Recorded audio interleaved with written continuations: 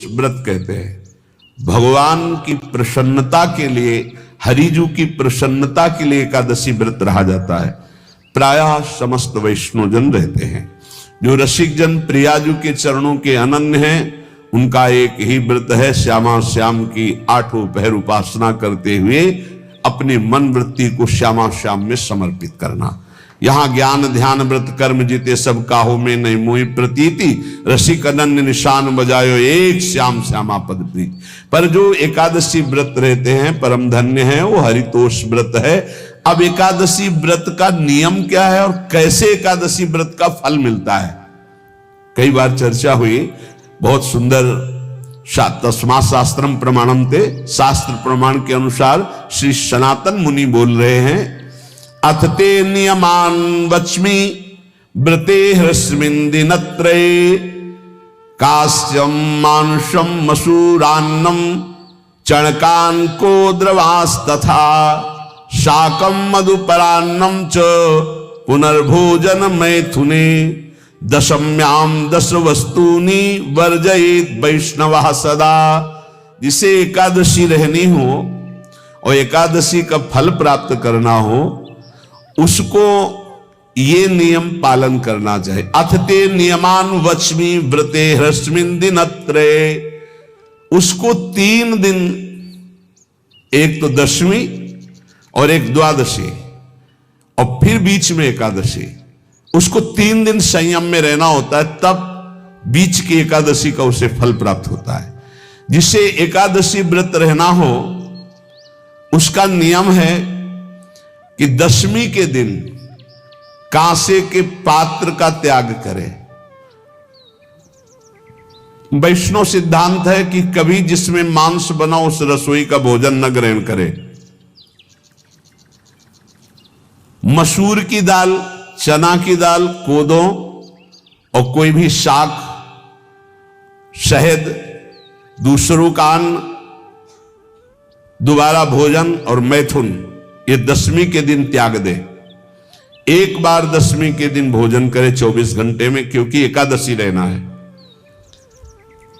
कांसे का पात्र, जिस रसोई में मांस बना उसके भोजन का त्याग, मसूर की दाल, चना, कोदो, शाक, मधु अर्थात शहद और दूसरे के द्वारा दिया हुआ भोजन और दोबारा भोजन और मैथुन क्रिया, इनका दशमी के दिन कभी भी प्रयोग ना करे। इन 10 वस्तुओं से वैष्णव दूर रहे दशमी के दिन। फिर एकादशी के व्रत में, ये पीछे तो हम वर्णन कर ही चुके हैं, कहीं नहीं आया या कुटू का वो कचौड़ी पकौड़ी और सिंघाड़ा का हलवा और सावा, ये दुनिया के खीर और सब। एकादशी के दिन किसी भी तरह की गेम आदि क्रीड़ा ना खेले। जैसे अब आज व्रत है तो बैठे हैं अपना मोबाइल में गेम खेल रहे हैं, ऐसा कोई भी क्रीड़ा नहीं। द्वित क्रीड़ा, किसी भी तरह का गेम, ये सब खेल नहीं। द्वित क्रीड़ाम च निद्राम च तांबूलम दंत धावनम, परापवादम पैशून्यम स्तेयम हिंसाम तथा रतिम, कोपम हृतवाक्यम च एकादश्याम विवर्जयेत। एकादशी के दिन उपासक को चाहिए कि वो किसी भी तरह की क्रीड़ा, मनोरंजन बिल्कुल नहीं। चनिद्राम, नींद नहीं लेनी उसको, न दिन में न रात में, एकादशी व्रत। और प्रायः पुराने महापुरुषों ने ऐसा किया है। रामदास जी डाकोर के रात में जाते थे, रणछोड़ भगवान के यहां कीर्तन करते थे जाकर, तभी तो भगवान उनके कीर्तन पर, उनकी भक्ति पर रीझ कर गाड़ी में बैठकर उनके साथ आए थे। पूरी रात जगकर कीर्तन करना, दिन में तो सोना ही निषेध है। द्वित क्रीड़ाम च निद्राम च तांबूलम, तांबूलम, पान खाना निषेध है। एकादशी को बिल्कुल नहीं, जो व्रत रह रहे हैं। और दंत धावनम, वृक्ष से तोड़कर जो दतून की जाती एकादशी के दिन है। परापवादम, दूसरे की निंदा करना, चर्चा करना नहीं, अर्थात अधिकतर मौन व्रत धारण करे एकादशी के दिन। पैशून्यम, चुगली करना। स्तेयम, कोई चोरी करना। हिंसाम, वाणी से, शरीर से, मन से किसी को दुख पहुंचाना। रतिम, अर्थात भोग करना, मैथुन करना। कोपम, किसी के ऊपर गुस्सा करना। अनत वाक्यम, झूठ बोलना। एकादश्याम विवर्जयेत, एकादशी के दिन ये नहीं करना चाहिए। एकादशी को एक बार कुछ फलाहार शुद्ध, अगर आपके पास कोई व्यवस्था नहीं तो थोड़ा दूध है, जल है, ऐसे आप लेकर, या थोड़ा सा फल ले लिया, थोड़ा सा फल लेकर के प्राण पोषण, एक दिन में मर नहीं जाओगे। कितने तो निर्जला एकादशी रहते हैं, हर एकादशी निर्जला। पूज्य श्री मथुरा दास जी निर्जला ही रहते थे हर एकादशी। चलो भैया, आपकी सामर्थ्य नहीं तो जल 2-4 बार ले लो, एक बार थोड़ा सा दूध और फल ले लो, चल जाएगा काम, प्राणों का पोषण हो जाएगा। ये आचरण न करे, एक बार कुछ आहार ले ले, वो भी शुद्ध भगवद अर्पित प्रसाद।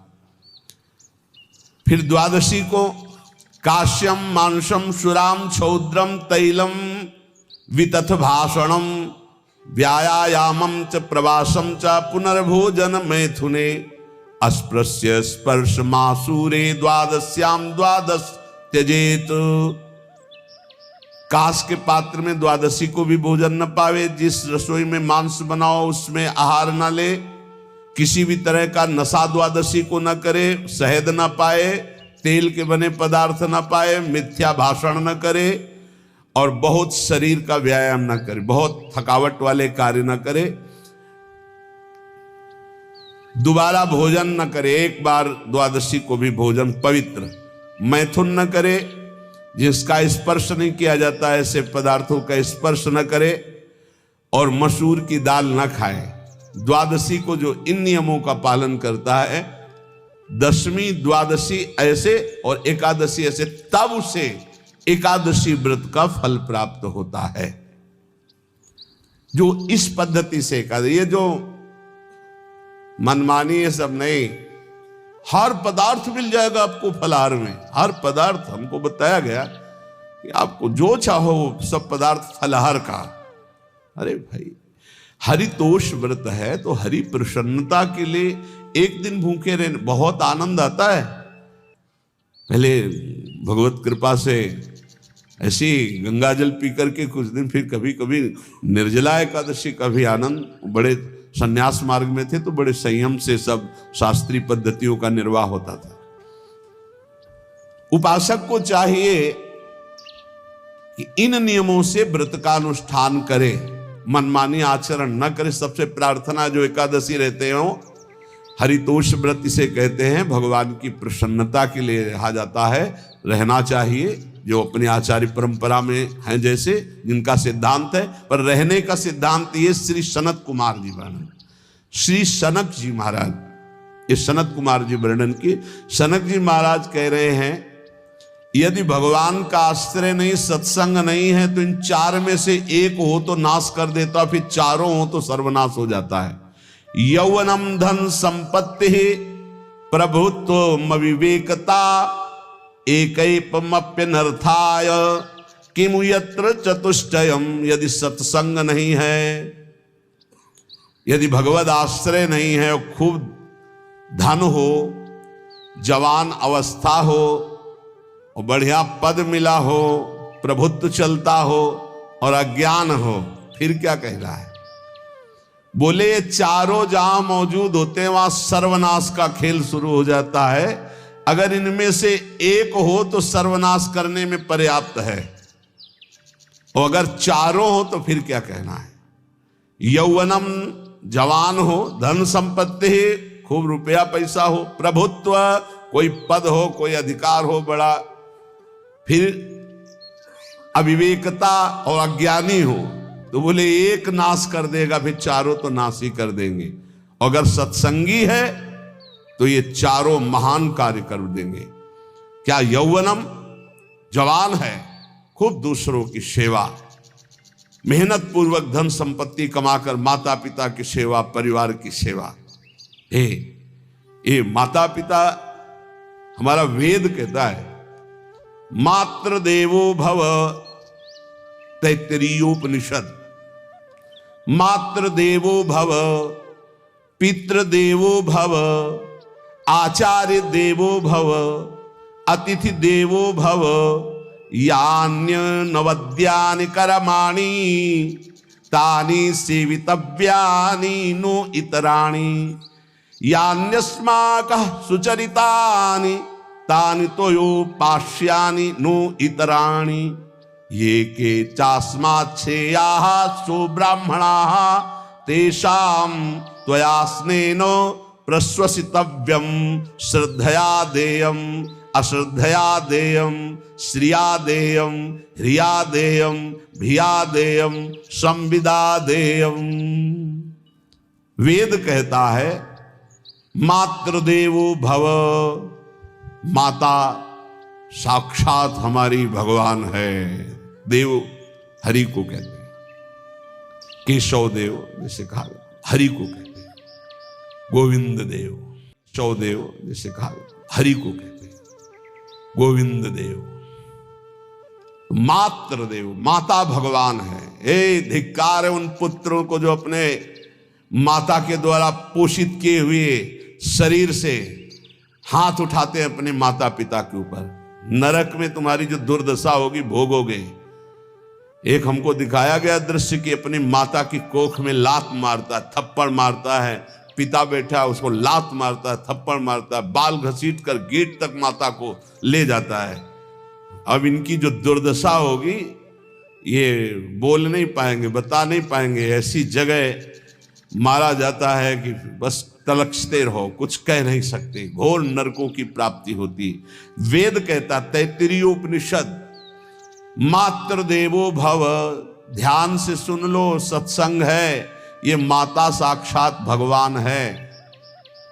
अगर तुमने मारा वाह भर करके इसके आंसू गिरे, जितने आंसुओं की बूंद से भूमि के कण भींजेंगे उतने कल्प तक नरक भोगोगे। ध्यान रखना, तुम्हारा कभी यश, कभी कीर्ति, कभी श्री, कभी हिरी, ये कभी तुम्हारे उदय नहीं हो सकती। तुम्हारा सर्वनाश हो जाएगा अगर मां पे हाथ उठाया।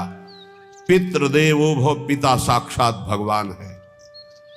देखो भगवान अवतरित हुए तो प्रात काल उठी कै रघुनाथा, मातु पिता गुरु नावहि माथा। आचार्य देवो भव, माता साक्षात भगवान है, पिता साक्षात भगवान है, आचार्य गुरुदेव साक्षात भगवान है।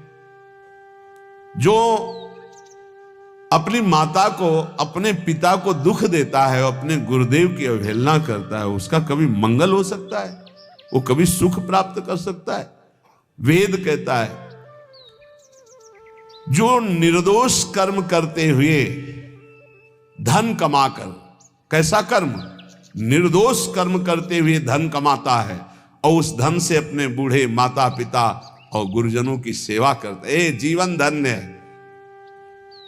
धिक्कार है उस पुत्र को, धिक्कार उस जवानी को, धिक्कार है उस धन को, धिक्कार उस बुद्धि को जिसको ये सब प्राप्त होने पर भी अपने बूढ़े माता पिता को दर दर के भटकने के लिए विवश कर देते हैं, जो अपने बूढ़े माता पिता को कष्ट देते हैं। जहां वेद कह रहा है मातृ देवो भव, पितृ देवो भव, आचार्य देवो भव, अतिथि देवो भव, चारे बातें कही। अतिथि देवो भव, अगर बिना परिचय के कोई आ गया, कह रहा भूखा हूं, भोजन पवा दो, भगवान पधारे हैं, हम कह रहे मत अंदर आने दो, गेट के बाहर पवा दो, तुम्हारा संशय, पर उसे भूखा मत जाने दो। अतिथि देवो भव। जो निर्दोष कर्म करके अर्थ कमाकर अपने माता पिता गुरुजनों की सेवा करता है, उसी का जीवन धन है। पशुवत आचरण, मनुष्य शरीर प्राप्त करके राक्षस आचरण, राक्षसों की यही पहचान होती है। मां नहीं मातु पिता नहीं देवा, साधुन ते करवा वही सेवा। तुम्हारे जो पुण्य है ना सब भस्म हो जाएंगे। आप खिलवाड़ मत समझो। वो विरक्त है, भले तुम्हें नौजवान दिखाई दे रहा है, वो शरणागत है। जो आचार्य ने मंत्र दिया वही गुरु परंपरा से चला रहा, वही मंत्र उसमें। आप उसको बोल रहे हमारे लिए कुर्सी डालो, पैंट शर्ट पहने हो, कुर्सी डाल। हाँ, आप असमर्थ हो तो हाथ जोड़कर प्रार्थना कीजिए कि बैठने में हमारी टांग टूट गई है, हम बैठ नहीं पा रहे हैं, क्या व्यवस्था हो सकती है क्या? याचना इस कोटि की। आदेश, बाबा जरा कुर्सी लाना, तो बाबा तो कुर्सी रख देंगे, आप उनको तुम भिक्षुक समझते हो। सारे सुकृत तुम्हारे नष्ट हो जाएं। ये जो संतों के द्वारा दिए हुए आसन में ये अयोग्य पुरुष बैठ जाते हैं ना, इनके सारे सुकृत नष्ट हो जाते हैं। ये क्या समझते हैं? तुरंत आसन दिया जाता है किसी भी, आओ आसन को प्रणाम करके समेट कर रख दो अगर आसन में बैठने की योग्यता रही। आसन में बैठने की योग्यता उसकी मानी जाती है जो सामने बैठा है, उस स्थिति का हो या उससे श्रेष्ठ हो। बहुत होश में ये बातें सत्संग में ही मिलती है और अन्यत्र नहीं मिलती। आसन बिछाने का मतलब तुम कोई महान नहीं हो गए हो। अपने में दैन्यता नहीं तो वैष्णव किस बात के? आसन ग्रहण वैसे ही बिछा हुआ है, उसके ऊपर आसन लगा हुआ है गुरुजनों के लिए, श्रेष्ठ जनों के लिए। आप आसन में बैठने के अधिकारी हैं। सत्कर्म के द्वारा कमाए हुए धन से मात्र देवो भव पितृ, हम बार बार चिल्ला के कह रहे, क्योंकि कलयुगी इन पुत्रों को अब समझ में नहीं आ रहा। जो बोओगे वही काटोगे। अगर आप अपने पुत्रों को सत अध्यात्म की शिक्षा देंगे और स्वयं अध्यात्म से चलेंगे तो तुम्हारा बुढ़ापा ठीक से जाएगा नहीं। बुढ़ापा बहुत मुश्किल से कटता है, बहुत मुश्किल से। हाँ, हमें कई दृश्य देखने को मिलते हैं। बता रहे एक बार बिंदौर इधर है, इच्छावर फतेहपुर, वहां से भ्रमण करते यार, बड़े मकान से बड़े वृद्ध भागते हुए आए और स्वामी जी बहुत कष्ट में हो। क्या कष्ट है आपको? आप तो महल से उतर रहे हैं। ये किसका है? बोले मेरा ही है। उनका कष्ट क्या है? बोले 4 लड़का है, 4 बहू है, सब खाते पीते हैं, मैं बहुत कष्ट में हूँ, सब कोई अपमान करता है। निकलो फिर बाहर, बाबा जी बनो, भजन करो, भगवान के मार्ग का अनुसरण करो। चौथी अवस्था है। बोले ये तो नहीं हो सकता, रहूंगा तो यहीं कुछ ऐसा कर दो कि जिससे हमारे बच्चों की बुद्धि बदल जाए, जो हमको पीटते हैं, गाली देते हैं। हमको वो जादू तो हम जानते नहीं, और चल पड़े। और बड़ा अंदर से चिंतन हुआ कि जीव कितना आसक्त है। उन्हीं पुत्र परिवार घर में, अब बुढ़ापे का समय है, चौथी अवस्था में अगर घर ही में रह के भजन करो तो झंझट नहीं होगी। जो मिले जैसे मिले जीवन यापन करो, भजन करो, लेकिन प्रभु से मतलब नहीं। तो जितने भी जवान भाई बहन सुन रहे हैं, आप अपने माता पिता को, यहाँ हमारा वेद कहता है मातृ देवो हो, माता भगवान है, पितृ देवो हो, पिता हमारा भगवान है। धर्म के द्वारा कमाए हुए धन से माता पिता की सेवा करो। दूसरे दोष युक्त कर्मों का कभी आचरण मत करो। यन्नस्माकं सुचरितानि तानि तोयो पापाश्यानि नो इतराणि। सुंदर आचरण करो जो महापुरुषों के द्वारा विधान किए गए हैं, पाप आचरण कभी मत करो। हेयर लॉस हर केस में एक ही तरह का नहीं होता, ये स्टेजेस में प्रोग्रेस करता है। नॉरवुड हैमिल्टन की हेयर स्टेजेस के हिसाब से स्टेजेस 1 to 5 में मत करो। हमारे आचरणों में से एक भी ऐसा आचरण नहीं होना चाहिए जो दूसरे को दुखी करके धन संपत्ति लेने वाला हो। वेद कहता है पापाचरण किया और आपको गड्डी पकड़ा दी, आप निर्दोष को दंड दे दिए और दोषी को धन के कारण मुक्त कर दिए। अब आपके परिवार में जो तांडव मचेगा वो झेल नहीं पाओगे, चाहे कोई भी हो। बहुत ध्यान से सुनना, है सत्संग है, ये शास्त्र है। जो अधर्म पूर्वक दूसरे के द्वारा दिए हुए धन से गलत निर्णय करता है, दोषी को मुक्त करता है और निर्दोष को दंड देता है, उसको दुखिया को न सताइए, दुखिया देगा रोए। जब दुखिया के मुखिया सुने तब तेरी गति क्या होए। मर्सिडीज गाड़ी में भून जाओगे भुट्टे की तरह अंदर, कोई सांस लेने की जगह नहीं मिलेगी। कैसे? आगे से गाड़ी में किसी कारण आग लग गई, चलती गाड़ी में। अब आजकल सब रिमोट का सिस्टम होता है, वो तार जल गए जिनसे गेट खोला जाता है। अब गेट लॉक, लोग हैं आसपास कोशिश कर रहे हैं, न गेट खुल रहा है न शीशा तोड़ा, भम मचा हुआ है, चीखते हुए अंदर एक एक परिवार का सदस्य भस्म हो रहा है। क्यों? किसी के परिवार को उजाड़ा तुमने, किसी के निर्दोष की तुमने दंड विधान किए हैं, पापाचरण किए, वो भोगना पड़ेगा। इसीलिए बार बार तुम्हें भयावह शब्दों से कहते हैं, कोई तुम्हें दंड नहीं देगा, तुम्हारे कर्म हर समय तुम्हारी खोपड़ी में सवार हो, वही तुम्हें दंड देंगे।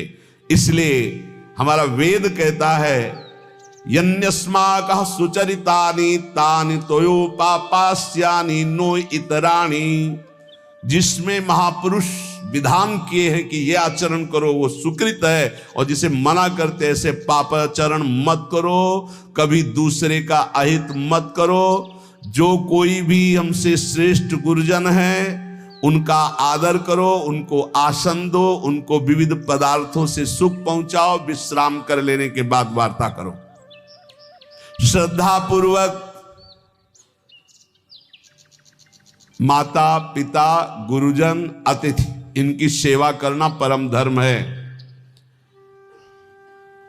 अश्रद्धा पूर्वक इनको कभी मत बर्ताव करो। बोलना, भोजन ले, बूढ़े जनों को ऐसे देखा है, ऐसे बड़ा कर लो, तुम्हारी भी बुढ़ापा आएगी, पता नहीं आ पाएगी कि नहीं आ पाएगी। अगर आएगी तो बहुत बढ़िया आएगी, तुम्हें ऐसे सताएगी कि आप देख लेना। बहुत हमारा हृदय इस बात से पीड़ित हो जाता है कि मां के प्रति ऐसा बर्ताव, जिस मां ने इतना